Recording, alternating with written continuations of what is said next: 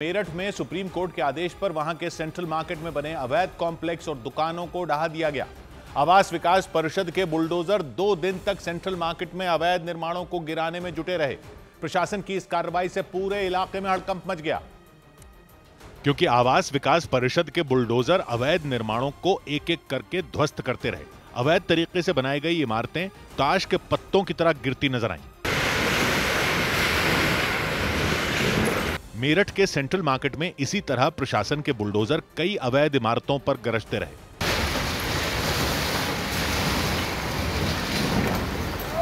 अवैध इमारतों के गिरने के बाद वहां उठे धूल के गुबार ने आसपास के इलाके को ढक दिया।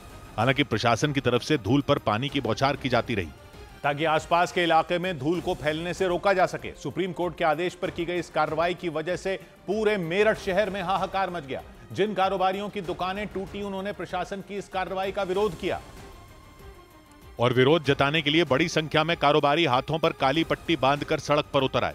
व्यापारी काली पट्टी बांधकर अपना विरोध जता रहे हैं। जितने भी व्यापारी यहाँ बैठे हुए हैं, सब काली पट्टी बांधे हुए हैं। कारोबारियों ने आवास विकास परिषद पर उनकी रोजी रोटी छीनने का आरोप लगाया। ऐसे दुकानें टूटेंगी तो रोटी कैसे खाएगा वो? सड़क पे बैठेगा, क्या करेगा? या तो सरकार उनको नौकरी दे बदले में। अवैध तरीके से बनाई गई दुकानों पर बुलडोजर चलने की वजह से पूरे इलाके में तनाव फैल गया और इसीलिए मामले की गंभीरता को देखते हुए प्रशासन ने पूरे इलाके को छावनी में तब्दील कर दिया। पुलिस और प्रशासन के बड़े अधिकारियों ने मेरठ के सेंट्रल मार्केट में डेरा डाल दिया। चप्पे चप्पे पर पुलिस के जवान तैनात कर दिए गए ताकि किसी भी तरह के हालात से निपटा जा सके। कारोबारियों के समर्थन में बीजेपी नेता विनीत अग्रवाल भी उनके बीच पहुंच गए। मैं भावुकता में जीने वाला आदमी हूं, भावुकता में मर जाऊंगा, परंतु आपको नहीं मरने दूंगा। जानकारी के मुताबिक आवास विकास परिषद ने वहां मौजूद 1460 अवैध दुकानों को भी गिराने का नोटिस जारी कर दिया। इसी वजह से बड़ी संख्या में कारोबारी सड़क पर उतर आए। हालांकि पुलिस ने प्रदर्शन कर रहे कारोबारियों को सड़क से हटा दिया। साथ ही पूरे इलाके में बड़ी संख्या में पुलिस के जवान तैनात कर दिए गए। उधर दिल्ली के गांधी विहार इलाके में सिविल सेवा परीक्षा की तैयारी करने वाले एक युवक की हत्या के आरोप में पुलिस ने अमृता चौहान नाम की उनकी लिव इन पार्टनर समेत 3 लोगों को गिरफ्तार कर लिया। अमृता चौहान ने पुलिस को बताया कि रामकेश मीणा नाम के उनके लिव इन पार्टनर के पास उनकी कुछ अश्लील तस्वीरें और वीडियो थे, जिन्हें वो डिलीट नहीं कर रहे थे। आरोप लगा कि उसी वजह से उन्होंने अपने 2 साथियों के साथ मिलकर उनकी हत्या कर दी। पुलिस के मुताबिक 6 अक्टूबर को इस लड़की ने अपने 2 साथियों के साथ मिलकर 32 साल के रामकेश मीणा की हत्या की थी। दावा किया गया कि हत्या को हादसा दिखाने के लिए उनके फ्लैट में आग लगा दी गई थी। उसको उन्होंने स्ट्रैंगुलेट करके गला दबा के उसको मार दिया। उसके बाद घी तेल सब उस पर डाल के उसके अंदर आग लगा दी। और शुरुआती जांच में भी पुलिस को ऐसा ही लगा था कि गैस सिलेंडर लीक होने की वजह से घर में आग लगी थी, लेकिन फ्लैट के अंदर के हालात को देखकर पुलिस को कुछ शक हुआ। इसीलिए जांच के लिए वहां फॉरेंसिक टीम बुला ली गई और जब पुलिस ने रामकेश मीणा के परिवार वालों और दोस्तों से बात की तो पूरा मामला ही पलट गया। इसके बाद पुलिस ने घटना वाले दिन के सीसीटीवी वीडियो खंगालने शुरू किए और पुलिस ने दावा किया कि उस दिन देर रात 2 लोग चेहरे पर कपड़ा बांधकर रामकेश मीणा की बिल्डिंग में गए थे। थोड़ी देर बाद एक लड़की अपने एक साथी के साथ उसी बिल्डिंग से निकलती नजर आई थी। उनके निकलने के कुछ देर बाद फ्लैट में आग लग गई थी। लोग मफल फेस में जा रहे हैं, फिर आ रहे हैं बाहर 3 लोग, उसका अचानक बाद में ब्लास्ट हो रहा है। तो दिस वाज ऑल डाउटफुल। जांच में पता चला कि घटना वाले दिन अमृता चौहान अपने 2 साथियों के साथ बिल्डिंग में गई थी। उनकी मोबाइल लोकेशन भी पुलिस को गांधी विहार इलाके में मिली थी और इसी वजह से पुलिस का शक यकीन में बदल गया। तुरंत पुलिस ने हत्या में शामिल आरोपियों की तलाश शुरू की। कई दिन की तलाश के बाद दिल्ली पुलिस ने अमृता चौहान को यूपी के मुरादाबाद से गिरफ्तार कर लिया। पुलिस ने दावा किया कि पूछताछ में उन्होंने हत्या की बात मान ली और पुलिस को बताया कि उनके live in partner Ramkesh Meena के पास उनकी कुछ अश्लील तस्वीरें और वीडियो थे। पुलिस के मुताबिक रामकेश मीणा ने उन तस्वीरों और वीडियो को डिलीट करने से मना कर दिया था। पुलिस ने दावा किया कि इसी वजह से अमृता ने सुमित कश्यप और संदीप कुमार नाम के 2 लोगों के साथ मिलकर हत्या की साजिश रची थी। तो उसमें उसका एलिगेशन ये था कि इसके पास मेरे कुछ ऑब्सीन वीडियोस है जो ये डिलीट नहीं कर रहा है, तो इस वजह से उन्होंने पूरी इस साजिश को अंजाम दिया। पुलिस के मुताबिक सुमित कश्यप अमृता चौहान के पूर्व प्रेमी हैं और दोनों मुरादाबाद के रहने वाले हैं। और पुलिस की जांच में पता चला कि अमृता फोरेंसिक साइंस की छात्रा हैं और वो क्राइम वेब सीरीज देखने की भी शौकीन है। पुलिस ने दावा किया कि हत्याकांड की मास्टरमाइंड अमृता ही हैं और उन्होंने ही अपने पूर्व प्रेमी के साथ मिलकर हत्या को हादसा दिखाने के लिए फ्लैट में आग लगाने की प्लानिंग की थी कि पुलिस को गुमराह किया जा सके। पुलिस के मुताबिक तीनों ने मिलकर गला दबाकर और डंडों से पीटकर रामकेश मीणा की हत्या की थी। बाद में उन लोगों ने शव पर तेल, घी और शराब डालकर आग लगा दी थी। जो सुमित कश्यप था, he was an LPG distributor, तो उसको आइडिया था गैस कैसे काम करती है, कितने टाइम में फट सकता है ये वो। मतलब आरोपियों ने हत्या को हादसा दिखाने की पूरी प्लानिंग की थी। पुलिस ने हत्या के आरोप में अमृता चौहान, उनके पूर्व प्रेमी सुमित कश्यप और उनके साथी संदीप कुमार को गिरफ्तार कर लिया। उधर यूपी के सिद्धार्थनगर में बीजेपी के एक पूर्व विधायक के बयान पर बखेड़ा खड़ा हो गया। उत्तर प्रदेश के सिद्धार्थनगर में बीजेपी के पूर्व विधायक राघवेंद्र प्रताप सिंह के मुस्लिम लड़कियों को लेकर दिए गए विवादास्पद बयान पर बवाल हो गया। ये बयान 16 अक्टूबर का बताया गया। कम से कम 10 मुस्लिम लड़कियों को हिंदू बनाने का काम करना है, चाहे जैसे भी करना है, और सबकी साथ और सबकी नौकरी की गारंटी हमारी है। उत्तर प्रदेश के आगरा में मिठाई की एक दुकान से खरीदे गए मिठाई के डिब्बे में कीड़े मिलने के मामले की जांच शुरू कर दी गई। खाद्य विभाग की टीम ने देवीराम स्वीट्स नाम की उस दुकान पर छापा मारा जहां से वो मिठाई खरीदी गई थी। उत्तर प्रदेश के संभल में सरकारी जमीन से अतिक्रमण हटाने के लिए अवैध निर्माण पर बुलडोजर चलाया गया। बताया गया कि लंबे वक्त से वो जमीन कुछ लोगों के कब्जे में थी और इसकी कीमत 25 करोड़ रुपए से ज्यादा बताई गई। इधर हरियाणा के बहादुरगढ़ में सड़क किनारे सब्जियों की दुकानें लगाने वालों के खिलाफ की गई बुलडोजर कार्रवाई के मामले में पुलिस ने सफाई दी। वहां ट्रैफिक जैम होने की शिकायतें मिलने के बाद एक्शन लिया गया था और पुलिस ने सब्जियों की कई दुकानों पर बुलडोजर चलवा दिया था। लेकिन पुलिस के इस एक्शन की सोशल मीडिया पर जमकर आलोचना की गई, क्योंकि बुलडोजर एक्शन के दौरान दुकानदारों को सब्जियां हटाने तक का मौका नहीं दिया गया था।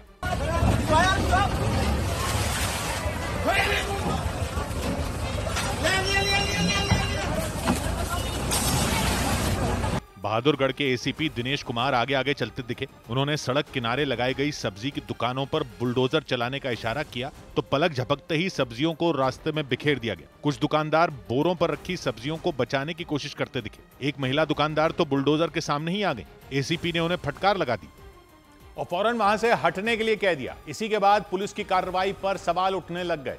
हालांकि बहादुरगढ़ के जिस इलाके में बुलडोजर चला वहां के लोगों ने प्रशासन के इस कदम की सराहना की, क्योंकि उनके मुताबिक सड़क किनारे अवैध तरीके से दुकानें लगने से वहां जैम के हालात बन जाते थे। गलियों में इतना जाम हो जाता है कि जिसकी कोई हद नहीं है। हालांकि पुलिस पर सवाल उठने के बाद बहादुरगढ़ के डीसीपी ने इस पर सफाई दी। यही इरादे के बावजूद भी जो तरीका अपनाया गया वो काफी गलत था और इस चीज के लिए जो है डिपार्टमेंट की ये पॉलिसी नहीं है। डीसीपी ने बताया कि उन्होंने सब्जी की दुकानों पर बुलडोजर चलवाने वाले एसीपी को इस तरह के मामलों में सतर्क रहने के निर्देश दिए। उधर उत्तर प्रदेश के सुल्तानपुर में मुख्यमंत्री योगी आदित्यनाथ के खिलाफ बयान देने वाले स्वास्थ्य अधिकारी को सस्पेंड कर दिया गया। स्वास्थ्य विभाग ने डॉक्टर भास्कर प्रसाद के निलंबन को लेकर एक लेटर जारी किया और उनके खिलाफ की गई कार्रवाई के पीछे की 3 वजहें भी बताई और उन्हें सस्पेंड कर अयोध्या कार्यालय से अटैच कर दिया गया। ये मामला उस वक्त का है जब आम आदमी पार्टी के नेता और कार्यकर्ता स्वास्थ्य विभाग के खिलाफ विरोध प्रदर्शन कर रहे थे। उसी वक्त उन्होंने राज्य सरकार और मुख्यमंत्री पर टिप्पणी की थी। अरे मेरी पूरी बात तो सुनिए सर, इसीलिए मैंने कहा कि इस अस्पताल के जिम्मेदार क्यों निकालेंगे, सरकार की निकालेंगे। मैं अरे मेरी पहली बात तो सुनिए, योगी जी की निकालेंगे। मेरी बात सुनिए सर। हालांकि स्वास्थ्य विभाग की तरफ से डॉक्टर भास्कर प्रसाद के निलंबन की 3 वजह बताई गई और इनमें पहली वजह बताई गई कि डॉक्टर भास्कर प्रसाद ने सरकार और सीएम के खिलाफ अमर्यादित और आपत्तिजनक टिप्पणी की थी। हालांकि निलंबन के पीछे ये अकेली वजह नहीं बताई गई बल्कि 3 कारण बताए गए और इनमें वो मुद्दे भी शामिल रहे जिन पर आम आदमी पार्टी के कार्यकर्ता उनके खिलाफ प्रदर्शन करने पहुंचे थे। प्रदर्शनकारियों ने स्वास्थ्य अधिकारियों को एक्शन लेने के लिए 1 हफ्ते का अल्टीमेटम दिया था, लेकिन डॉक्टर भास्कर प्रसाद पर तुरंत एक्शन ले लिया गया। स्वास्थ्य विभाग ने अस्पताल में भर्ती मरीजों को बाहर से मिलने वाली दवाएं लिखने को उनके निलंबन की वजह बताया। इसके अलावा बिरसिंहपुर अस्पताल में एक्सपायर हो चुकी दवाओं यानी खराब दवाओं के इस्तेमाल को भी उनके खिलाफ लिए गए एक्शन की वजह बताया गया। और इतना ही नहीं, मुख्यमंत्री और उत्तर प्रदेश सरकार के खिलाफ बयान देने के बाद बीजेपी के एक नेता की शिकायत के बाद स्वास्थ्य अधिकारी के खिलाफ एक केस भी दर्ज कर लिया गया। सुल्तानपुर के अस्पताल में बदहाली के खिलाफ आम आदमी पार्टी के कार्यकर्ताओं ने प्रदर्शन किया था। उन्होंने जिले के स्वास्थ्य अधिकारियों को अस्पताल के बिगड़ते हालात के लिए जिम्मेदार बताया था और अस्पताल परिसर में धरने पर बैठकर नारेबाजी की। सीएमओ सीएम शर्म करो, शर्म करो, शर्म करो, अस्पताल में दलाली बंद करो, बंद करो, बंद करो। इस दौरान उन्हें समझाने के लिए अस्पताल के सबसे बड़े स्वास्थ्य अधिकारी डॉक्टर भास्कर प्रसाद वहां पहुंचे।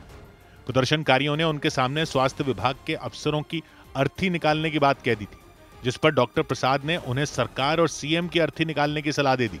अरे मेरी पूरी बात तो सुनिए सर, इसीलिए मैंने कहा कि इस अस्पताल के जिम्मेदार क्यों निकालेंगे, सरकार की निकालेंगे। मैं अरे मेरी पहली बात तो सुनिए, योगी जी की निकालेंगे। मेरी बात सुनिए सर। लेकिन ये सलाह देने के कुछ ही घंटे बाद उन्हें सस्पेंड कर दिया गया। उधर मध्य प्रदेश के विदिशा में केंद्रीय मंत्री शिवराज सिंह चौहान से मारपीट के मामले में शिकायत करने पहुंचे बीजेपी के एक बुजुर्ग नेता की आंखों से आंसू निकल गए। विमल तारण नाम के बीजेपी नेता से कुछ दिन पहले सरेआम मारपीट की गई थी। इसी घटना की शिकायत उन्होंने केंद्रीय मंत्री से की, क्योंकि आरोपी ने उन्हें बीच सड़क पर कई थप्पड़ जड़ दिए थे।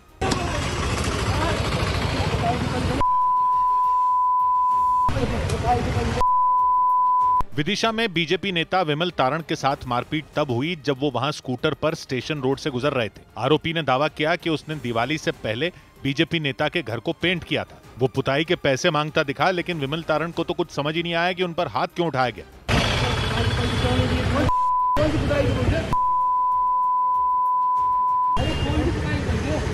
आरोपी ने देखते देखते कई थप्पड़ मारे और वहां से फरार हो गया था।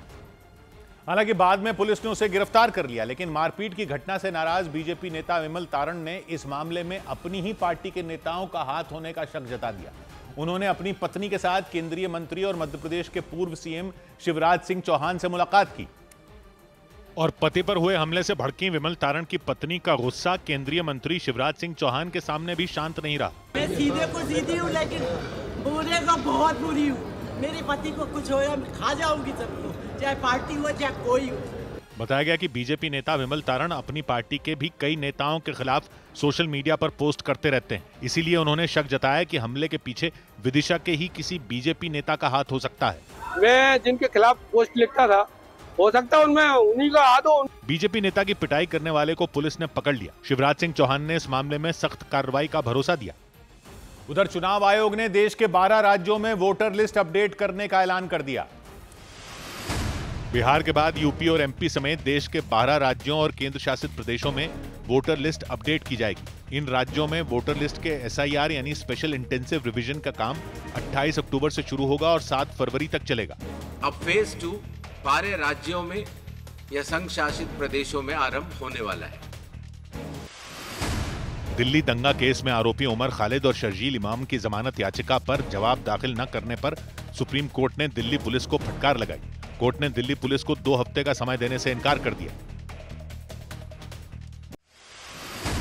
बीजेपी सांसद और एक्ट्रेस कंगना रनौत ने पंजाब की बठिंडा कोर्ट में किसान आंदोलन के दौरान 87 साल की बुजुर्ग महिला पर की अपनी टिप्पणी के लिए माफी मांग ली। इस मामले में अगली सुनवाई 24 नवंबर को होगी। भारत और चीन के बीच 5 साल बाद सीधी उड़ानें फिर से शुरू हो गईं। इंडिगो एयरलाइंस के विमान ने कोलकाता से चीन के लिए सीधी उड़ान भरी। गलवान घाटी सीमा विवाद और कोविड महामारी के समय से दोनों देशों के बीच सीधी उड़ानें रद्द कर दी गई थीं। उधर पंजाब के मोगा में 2 हमलावरों ने एक दुकान पर पेट्रोल बम से हमला करके उसमें आग लगाने की कोशिश की। दंग कर देने वाला यह मामला मोगा के माड़ी मुस्तफा गांव के बाजार का रहा। पुलिस ने बताया कि हमलावरों ने टाइल की एक दुकान को निशाना बनाकर पेट्रोल बम से हमला किया और मोटरसाइकिल से फरार हो गए। हमला होते ही वहां आग लग गई। ऐसा लगा जैसे वहां कोई बम फट पड़ा हो। हमले के वक्त उस दुकान के बगल में एक साइकिल की दुकान पर कुछ लोग मौजूद थे। पेट्रोल बम से हमला होते ही वो दहशत में आ गए। आग लगते ही उन्होंने तुरंत वहां खड़ी एक मोटरसाइकिल को खींचकर हटाया। दुकान के मालिक की शिकायत पर पुलिस ने केस दर्ज कर लिया। अणपछाते शरारती अंसर ने ਅਸੀਂ ਇਹਨਾਂ ਦੇ खिलाफ मुकदमा दर्ज कर लिया है ਤੇ ਇਹਨਾਂ ਦੇ खिलाफ ਬਣਦੀ कार्रवाई की जाएगी। गनीमत ये रही कि जिस वक्त पेट्रोल बम से हमला किया गया उस वक्त टाइल की वो दुकान बंद थी। इस बीच उत्तर प्रदेश के बुलंदशहर में आरोप लगा कि एक कार चला रहे व्यक्ति का हेलमेट न पहनने पर चालान काटा गया। उस कार को चलाने वाले व्यक्ति आजाद अधिकार सेना नाम की राजनीतिक पार्टी के जिला अध्यक्ष बताए गए। उनके मुताबिक वो सड़क से गुजर रहे थे, लेकिन पुलिस ने हेलमेट न पहनने का हवाला देते हुए 1000 रुपए का उनका चालान काट दिया। और बुलंदशहर में रहने वाले मनीष राणा नाम के उस व्यक्ति ने इसके खिलाफ पुलिस के अधिकारियों से शिकायत कर दी। मेरी गाड़ी का फोटो कैप्चर किया, बीच हाईवे का फोटो है, और कैप्चर करके विदाउट हेलमेट का चालान काटा, जबकि मैं 4 व्हीलर लेकर जा रहा था। मनीष राणा आजाद अधिकार सेना नाम की राजनीतिक पार्टी के जिला अध्यक्ष हैं।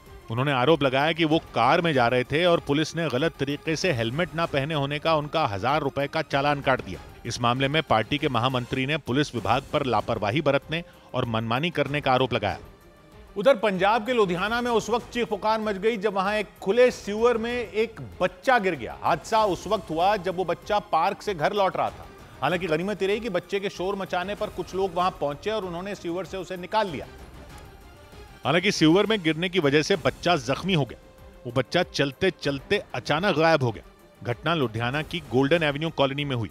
8 साल का वो बच्चा सड़क पर सामने देखने के बजाय पार्क में खेल रहे बच्चों को देख रहा था। इसी वजह से वो सीधे खुले पड़े सीवर में चला गया।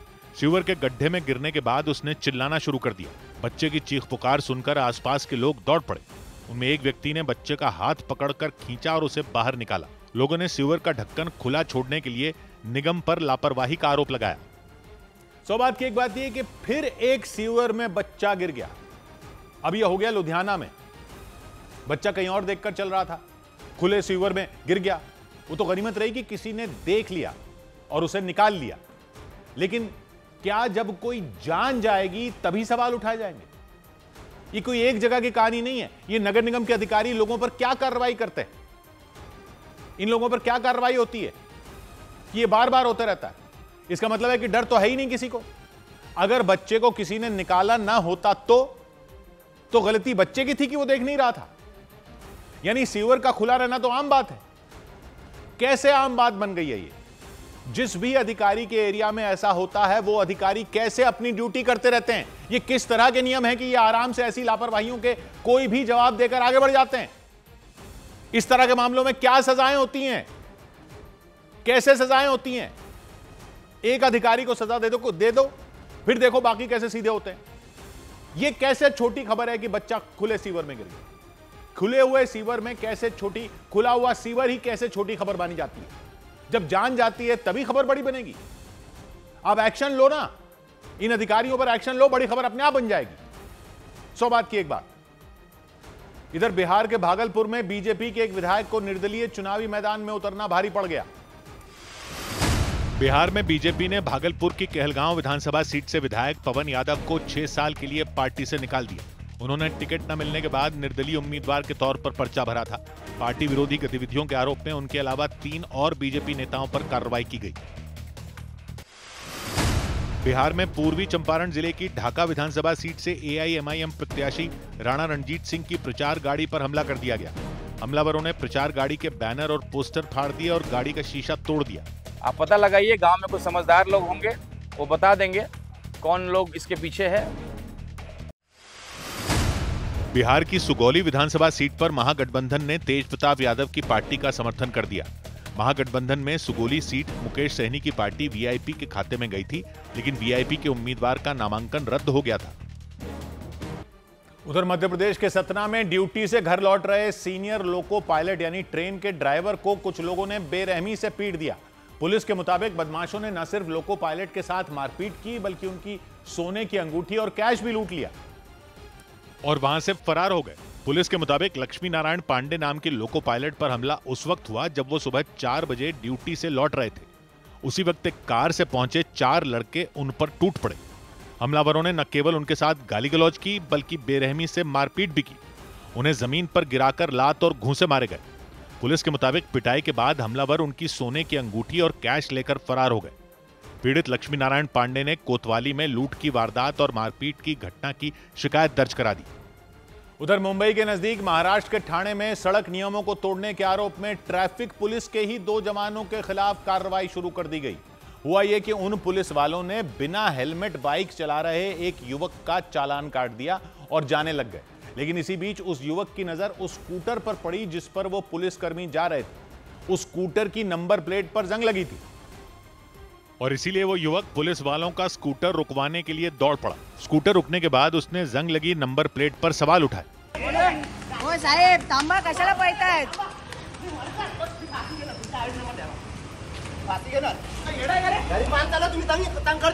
वो युवक पुलिस वालों से भिड़ गया। बार बार पूछे जाने पर एक पुलिसकर्मी ने दावा किया कि जंग लगे नंबर प्लेट वाला स्कूटर उनका नहीं है। तुमचा नंबर प्लेट नाही, गायब आहे। ठीक आहे ही दुसऱ्याची गाडी जमा करायची, दाखव जमा करायची गाडी तुम्ही कशी आणू शकतात?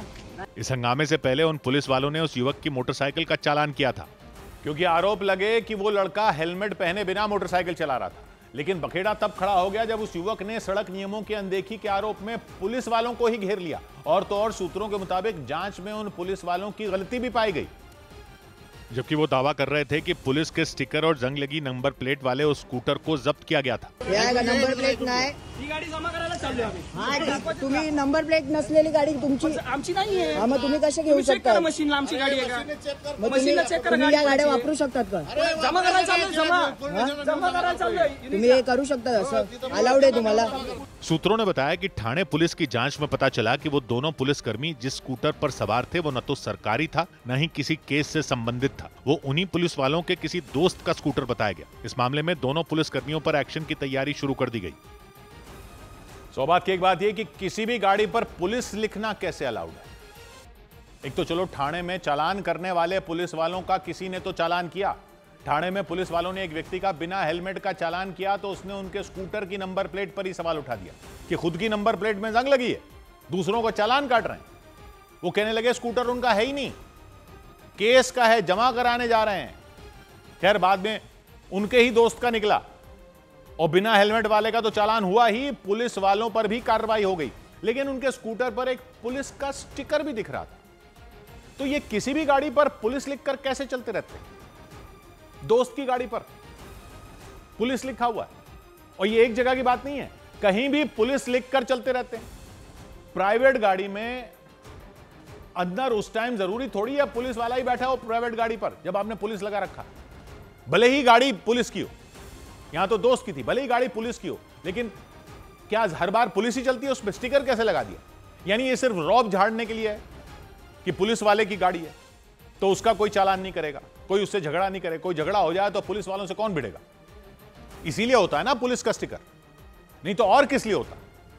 तो ये जो गाड़ी पर लाल बत्ती लगाकर भौकाल बनाने वाले नेताओं और अधिकारियों पर एक्शन होता है टाइम टाइम पर, तो इन बाकी रौब झाड़ने वालों पर भी एक्शन लो ना। कोई किसी मंत्री के किसी प्रोग्राम में जाता है तो उस दिन का पार्किंग का स्टिकर लगाया रहता है महीनों तक, ताकि रौब रहे कि मंत्री का जानने वाला है, देखो उसकी पार्किंग का स्टिकर लगा है। कोई पुलिस लिखकर चलता है गाड़ी में, कोई आर्मी लिखकर चलता है, तो सेना थोड़ी जा रही होती है कार में बॉर्डर पर लड़ने के लिए।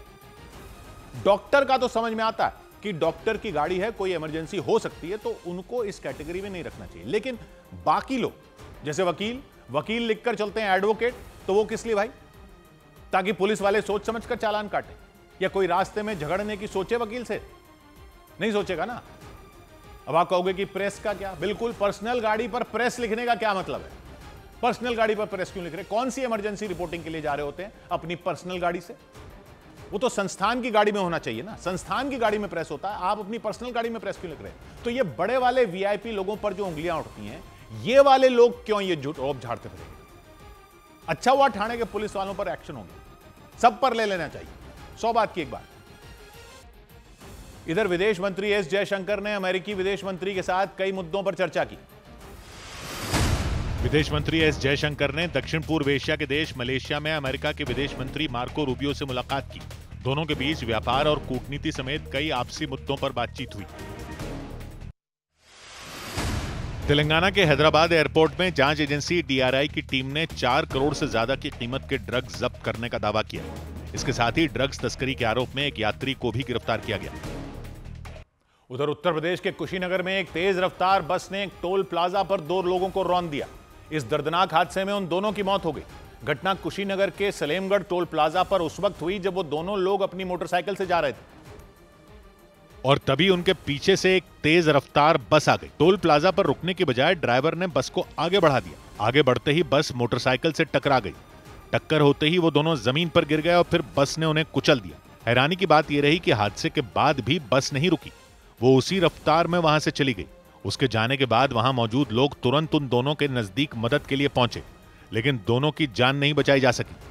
और इस घटना के बाद टोल प्लाजा पर भारी बवाल हो गया। हादसे में जिन लोगों की मौत हुई उनके परिवार वाले आसपास के कई लोगों के साथ वहां पहुंच गए। उन्होंने टोल प्लाजा को जाम कर दिया और इस वजह से कुशीनगर के उस टोल प्लाजा पर अफरा तफरी का माहौल बन गया। जैम की वजह से कई गाड़ियां वहां फंस गईं। जानकारी मिलने पर बड़ी संख्या में पुलिस वाले पहुंच गए, लेकिन लोगों का गुस्सा शांत नहीं हुआ।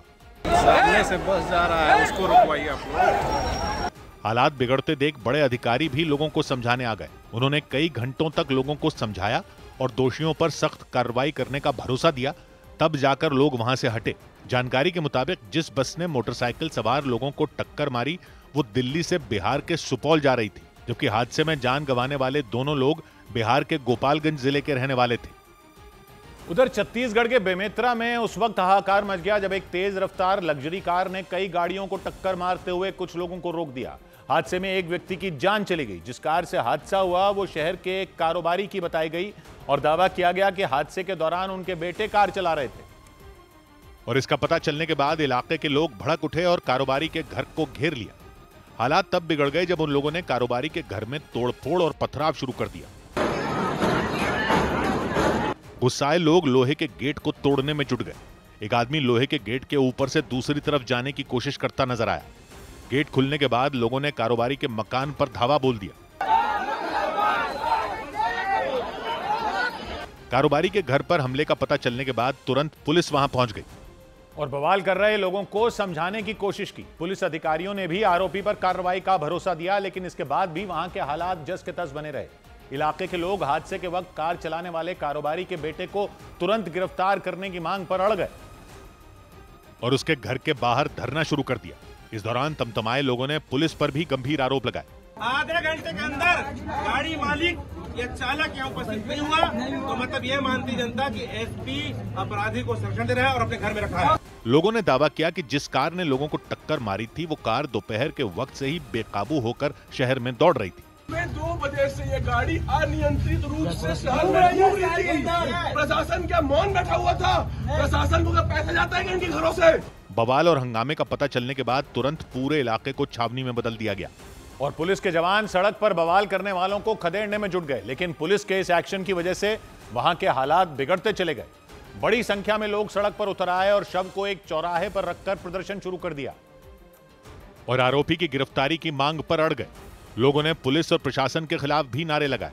हादसा तब हुआ जब शहर के एक कारोबारी के बेटे ने अपनी लग्जरी कार से गाड़ियों को टक्कर मारते हुए कई लोगों को रौंद दिया। लोगों ने दावा किया कि कारोबारी के नाबालिग बेटे ने कार से लोगों को रौंदा। हालांकि पुलिस ने आरोपी को बालिग बताया। आरोपी के दस्तावेजों की जो जांच की गई है प्रथम दृष्टया उसमें आरोपी बालिग है। इस मामले में पुलिस ने केस दर्ज कर उसकी तलाश शुरू कर दी। उधर मध्य प्रदेश के सीधी जिले में प्रधानमंत्री जनमन योजना के तहत बनी एक सड़क के बीचों बीच एक सरकारी हैंडपंप लगे होने का हैरान कर देने वाला मामला सामने आया। बताया गया कि वहां हैंडपंप पहले से लगा हुआ था, लेकिन सड़क बनाने के लिए हैंडपंप को हटाने के बजाय उसके ऊपर से ही सड़क बना दी गई और इसीलिए जब सड़क उसके ऊपर और हैंडपंप नीचे हो गया तो हैंडपंप तक पहुंचने के लिए सीढ़ियां भी बना दी गई। सड़क के बीचों बीच मौजूद सरकारी हैंडपंप वहां से गुजरने वालों को साफ साफ दिख जाए और कोई हादसा न हो, इसके लिए छोटे छोटे खंभों से घेरेबंदी कर दी गई। खंभों को लाल और सफेद रंग से पेंट भी कर दिया गया। डोल कठोर गांव में बीचों बीच सड़क के बने इस हैंडपंप के बारे में जानकारी तब सामने आई जब एक सरकारी एम्बुलेंस गांव में मरीज को लेने के लिए पहुंची। लेकिन सड़क के बीचों बीच खड़े हैंडपंप को देखकर सभी दंग रह गए। एम्बुलेंस स्टाफ ने गाड़ी रोककर हैंडपंप का वीडियो बनाया और बताया गया कि प्रधानमंत्री जनमन योजना के तहत सड़क को कुछ महीने पहले ही बनवाया गया था, लेकिन गांव वालों के मुताबिक सड़क बनाने के दौरान न तो हैंडपंप को हटाने की कोशिश की गई, न ही उसे किसी दूसरी जगह शिफ्ट किया गया। इसीलिए गांव वालों ने सड़क बनाने में बहुत बड़ी लापरवाही का आरोप लगाया। गांव के लोगों के मुताबिक जिस हैंडपंप को सड़क बनाकर घेर दिया गया वो इकलौता हैंडपंप ही गांव के 10 परिवारों के पीने के पानी का जरिया है। गांव के लोगों ने बताया कि जिस जगह से सड़क निकाली गई वहां पर उसे बनाने का उन लोगों ने विरोध भी किया था, लेकिन उनकी सुनवाई नहीं हुई। नतीजा ये हुआ कि चौड़ी सड़क को हैंडपंप के ऊपर से बना दिया गया और हैंडपंप को सड़क के बीचों बीच छोड़ दिया गया और इसकी वजह से सड़क बनने के बाद हैंडपंप करीब 3 फीट नीचे गड्ढे में दिखाई देने लगा। गांव के लोग पानी भरने के लिए हैंडपंप तक पहुंच सकें, इसके लिए वहां सीढ़ियां भी बना दी गई। गांव के लोगों के मुताबिक उन्होंने हैंडपंप के पास से सड़क बनाए जाने का विरोध किया था, क्योंकि ये सरकारी हैंडपंप 10 परिवारों के पीने के पानी का एकमात्र साधन है, लेकिन उनके विरोध की अनदेखी कर उसके ऊपर से सड़क बना दी गई। इस लापरवाही के बाद जिम्मेदार अफसरों से जब सवाल किया गया तो उन्होंने इसकी जानकारी न होने की बात कह दी। यानी सड़क के बीचों बीच सरकारी हैंडपंप मौजूद होने की खबर अफसरों को थी ही नहीं। हालांकि सीधी के एसडीएम ने जांच के बाद लापरवाही पर कार्रवाई करने का भरोसा दिया। सौभाग्य की एक बात यह कि सरकारी लोग किस मिट्टी के बने होते हैं, कोई सैंपल तो रखो जाकर किसी म्यूजियम में। एक विभाग को दूसरे विभाग से मतलब ही नहीं। सीधी में एक जगह एक हैंडपंप था, वहीं से सड़क निकाल दी। सड़क बनाने वाले विभाग को हैंडपंप से मतलब ही नहीं। हैंडपंप से वहां के लोगों को पानी मिलता था तो उसको शिफ्ट नहीं किया, क्योंकि वो शायद किसी और विभाग का काम था, लेकिन सड़क बना दी। हैंडपंप आ गया बीच में, गड्ढा हो गया, सड़क ऊपर से निकल गई, गड्ढा हो गया, नीचे हैंडपंप, सीढ़ी जा रही है। और देखा ये किसने? एक एम्बुलेंस वाले ने देखा तो अधिकारी लोग जागे। उन्होंने बोला हमें पता ही नहीं। एम्बुलेंस वाला वहां से जा रहा था तो देखा कि सड़क के बीच में हैंडपंप है। तो जिन लोगों ने सड़क बनाई उन्होंने देखा ही नहीं, बनाने वालों ने देखा ही नहीं। और जिन्होंने पास की, जो बनाने वालों को तो अपनी सड़क बनानी थी, उनका अपना बजट क्लियर करवाना था, उन्होंने करवा लिया। लेकिन किस अधिकारी ने पास कर दी ऐसी सड़क, उससे नहीं पूछा जाएगा कि क्या देखकर पास कर दी, कैसे पेमेंट होती है इन सड़कों की, इन कामों की पेमेंट कैसे होती है। पब्लिक का पैसा आप ऐसे ही बांट देते हो बिना देखे। कोई अगर देखकर बांट रहा है तब तो और सीरियस मामला है, क्योंकि तब तो आप बने कैसे हुए हो अपनी कुर्सी पर, यह सवाल है। और बिना देखे सड़क बनाने की पेमेंट कर दी तब भी तो सवाल है। लेकिन यह तो बनाने से पहले पता होगा ना कि हैंडपंप बीच में आएगा, सड़क बना रहे हैं तो क्या नक्शा नहीं होता, कुछ ऐसे ही बना देते हैं। ऐसे सरकारी लोगों को पब्लिक के पैसों से क्यों वेतन दे रहे हैं अगर वो पब्लिक के पैसे की कदर ही नहीं करते? उनसे वसूले जाएंगे इसके पैसे। कह रहे हैं जांच, क्या जांच करोगे? ये रहा हैंडपंप, इसी हैंडपंप का मीठा पानी चुल्लू भर दे आना जरा उनको। 100 बात की एक बात। उधर लखनऊ में एक अस्पताल के अंदर आग लगने से कई मरीजों की जान खतरे में पड़ गई। लखनऊ के आलमबाग इलाके में मौजूद 3 मंजिला रेलवे हॉस्पिटल में आग लग गई, जिससे वहां अफरा तफरी मच गई। धुआं भर जाने से अस्पताल में 22 मरीज फंस गए। हालांकि वक्त रहते सभी मरीजों को सुरक्षित बाहर निकाल लिया गया। बताया गया कि आग शॉर्ट सर्किट की वजह से लगी थी। उत्तर प्रदेश के सहारनपुर में एक टायर फैक्ट्री में आग लगने से हड़कंप मच गया।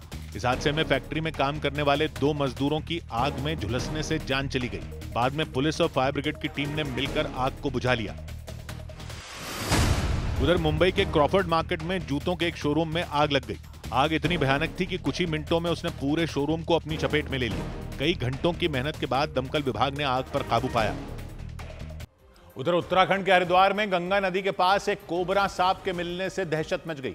जानकारी मिलते ही वन विभाग की टीम सांप को पकड़ने के लिए पहुंच गई, लेकिन करीब 12 फीट लंबे भारी भरकम कोबरा सांप को पकड़ने में वन विभाग के भी पसीने छूट गए, क्योंकि सांप को काबू में करने के लिए वनकर्मी को काफी मशक्कत करनी पड़ी। बड़े से काले बैग में सांप को कैद करने की कोशिश कर रहे वनकर्मी को कोबरा सांप ने कई बार चकमा दिया। सांप ने गंगा नदी में जाने की भी कोशिश की, लेकिन सांप की पूंछ पकड़कर वनकर्मी ने हर बार उसे खींच लिया। हालांकि काफी देर तक चले संघर्ष के बाद वनकर्मी ने सांप का सिर काले बैग में बंद कर दिया, तब जाकर सांप को काबू में किया जा सका। वन विभाग के मुताबिक हरिद्वार में पहली बार इतना बड़ा कोबरा सांप देखा गया। इस बीच उत्तर प्रदेश के आगरा में कोचिंग सेंटर में जा रहे कुछ छात्रों को कई लड़कों ने घेर लिया और उनकी पिटाई कर दी। चौंकाने वाली बात यह रही कि उन छात्रों के परिवार वाले जब उन लड़कों की शिकायत करने पहुंचे तो उन्हें भी पीट दिया गया। बाद में पुलिस ने कुछ आरोपियों को हिरासत में ले लिया, क्योंकि उन पर बीच सड़क पर छात्रों से मारपीट करने का आरोप लगाया गया। इसके बाद उन लड़कों ने छात्रों के परिवार वालों को भी पीट दिया। पिटने वाले छात्र कोचिंग सेंटर जा रहे थे, तभी उन लड़कों ने उन्हें घेर लिया और उन पर टूट पड़े। इसके बाद उन छात्रों के परिवार वाले जब उन लड़कों के घर मारपीट की शिकायत लेकर पहुंचे तो उन लड़कों ने उन पर भी हमला कर दिया।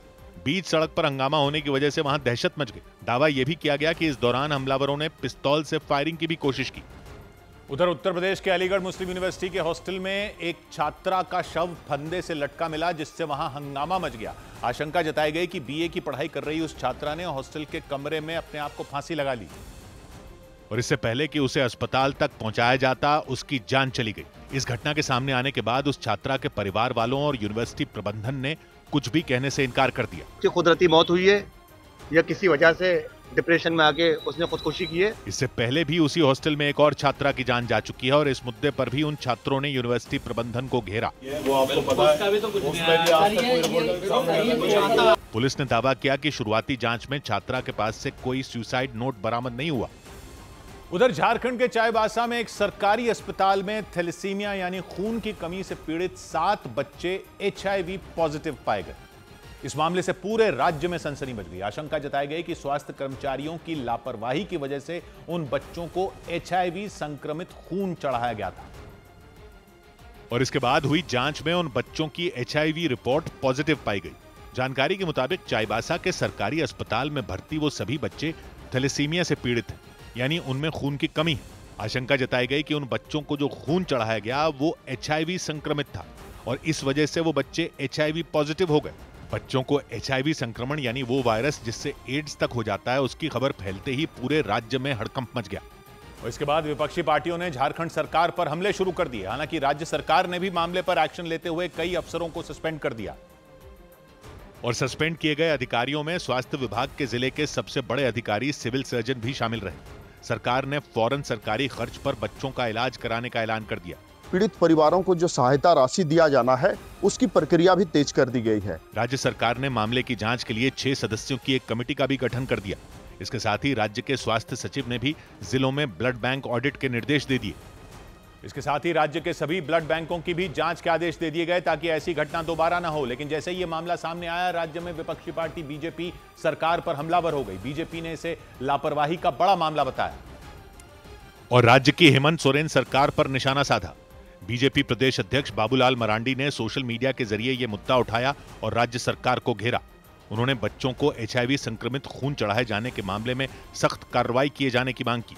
इस बीच हेमंत सोरेन की पार्टी JMM ने भरोसा दिया कि सरकार दोषियों को नहीं बख्शेगी। देख रहे हैं, इसको जांच करने का विषय है। इसके साथ ही सरकार ने राज्य के सभी ब्लड बैंकों की भी जांच के निर्देश दे दिए। सौ बात की एक बात यह कि सरकारी अस्पतालों में जो कुछ होता रहता है देश में, उस पर लोगों ने हैरान होना ही बंद कर दिया था। लेकिन बच्चों को HIV संक्रमित खून चढ़ाने का आरोप लग गया। बच्चों को HIV संक्रमित खून, थैलेसीमिया के बच्चों को चाईबासा में बच्चे HIV पॉजिटिव हो गए और सरकारी अस्पताल वाले कह रहे हैं कि जांच करेंगे आरोपों की। क्या जांच करेंगे आरोपों की? जांच तो ब्लड की करते ना, जो बच्चों को चढ़ाया गया। खून को ब्लड बैंक में लेने के बाद के नियम होते हैं ना जांच के। कौन चला रहा है ये ब्लड बैंक? अगर उन बच्चों को इस ब्लड बैंक के खून से हुआ तो कौन चला रहा है ये ब्लड बैंक? इसमें तो भ्रष्टाचार की संभावना ही नहीं लगती। ये तो किस हद दर्जे की लापरवाही चल रही है। सस्पेंड तो हो गए अधिकारी, सस्पेंड हो गए बड़े डॉक्टर, लेकिन बच्चों का क्या? सरकारी सहायता राशि देंगे HIV पॉजिटिव होने पर? अपने किसी परिवार के सदस्यों को दे देंगे ऐसे इस तरह का खून ये अधिकारी? इनकी जांच करने से पहले मेहरबानी करके बाकी सारे ब्लड बैंकों की खून की जांच करवा लो। पब्लिक का खून से ही विश्वास उठ गया तो कुछ नहीं बचेगा इन सरकारी अस्पतालों का। 100 बात की एक बात। इधर उत्तर प्रदेश के अलीगढ़ में एक छात्र की बुरी तरह पिटाई कर दी गई। उत्तर प्रदेश के अलीगढ़ में 11वीं के एक छात्र पर कुछ युवकों ने हमला कर दिया। पुलिस के मुताबिक छात्र पर हमला उस वक्त हुआ जब वो अपने दोस्त से मिलने जा रहा था। आरोप लगाया गया कि हमलावरों ने तमंचे के बट से छात्र के सिर पर वार किया। झारखंड के जामताड़ा जिले के कर्माटांड इलाके में एक होटल से प्रतिबंधित मांस मिलने पर हंगामा हो गया। वहां मौजूद लोगों ने छठ के दौरान प्रतिबंधित मांस मिलने पर आक्रोश जताया। इसके बाद पुलिस ने मांस के सैंपल जांच के लिए भेजे और एक व्यक्ति को गिरफ्तार कर लिया। बिहार के मधेपुरा में पुलिस ने भारी मात्रा में अवैध हथियार और शराब बरामद करने का दावा किया। मामले में एक व्यक्ति को गिरफ्तार किया गया। पुलिस के मुताबिक खुफिया जानकारी मिलने पर यह कार्रवाई की गई। 3 पिस्टल, 2 देसी कट्टा है, 25 गोली है, विदेशी शराब का 1 कार्टन, 1 मोबाइल वहां से बरामद किया। उधर उत्तर प्रदेश के मुरादाबाद में एक रेस्टोरेंट में आग लगने से हड़कंप मच गया। वहां ग्राउंड फ्लोर पर बने उस रेस्टोरेंट में भीषण आग लगने की वजह से अफरा तफरी मच गई। लोग अपनी जान बचाने के लिए इधर उधर भागने लगे। बेकाबू आग को देखकर दमकल विभाग की आधा दर्जन से ज्यादा गाड़ियां वहां बुला ली गई। लेकिन रेस्टोरेंट में लगी आग धीरे धीरे ऊपरी मंजिल तक फैलती नजर आई। आग की लपटें इतनी तेज थीं कि उस इमारत में रह रहे लोगों की जान पर बनाई। कूद जाओ, नीचे को कूद जाओ। इस बीच ऊपरी मंजिलों में रहने वाले लोग उस इमारत में लगी होर्डिंग की मदद से नीचे कूदते दिखे, क्योंकि भीषण आग की वजह से उनका घरों से निकल पाना भी मुश्किल हो गया। हालांकि इस दौरान दमकल विभाग की कई टीमें लगातार आग पर काबू पाने की कोशिश करती दिखाई दी। लेकिन इस बीच सिलेंडर फटने की वजह से आग की लपटें और भी तेज हो गई। इस हादसे में कई लोग घायल हो गए। उन्हें आनंद फानंद में अस्पताल ले जाया गया। इस दौरान पुलिस की टीम ने इमारत में फंसे लोगों को बाहर निकालना शुरू किया। क्योंकि आग को बुझाने के दौरान सिलेंडर ब्लास्ट होने से दहशत मच गई। उस इमारत के ऊपर सफेद धुएं की चादर बिछ गई।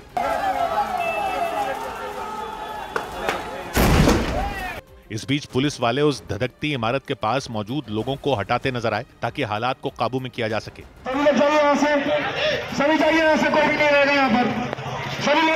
पुलिस के मुताबिक आग लगने के दौरान करीब 4 सिलेंडर ब्लास्ट हो गए।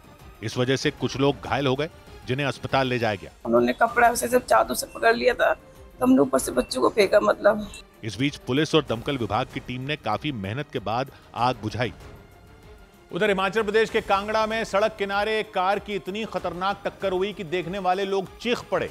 कार धर्मशाला को मुबारकपुर से जोड़ने वाले नेशनल हाईवे से गुजर रही थी। इसी बीच उसका संतुलन बिगड़ा और सड़क के किनारे लगी रेलिंग से टकराते हुए वो पलट गई और उस कार के पलटते ही वहां हड़कंप मच गया। देर से कांगड़ा की ओर जा रही थी, आप देख पा रहे हैं ये इसकी तस्वीरें सीधी।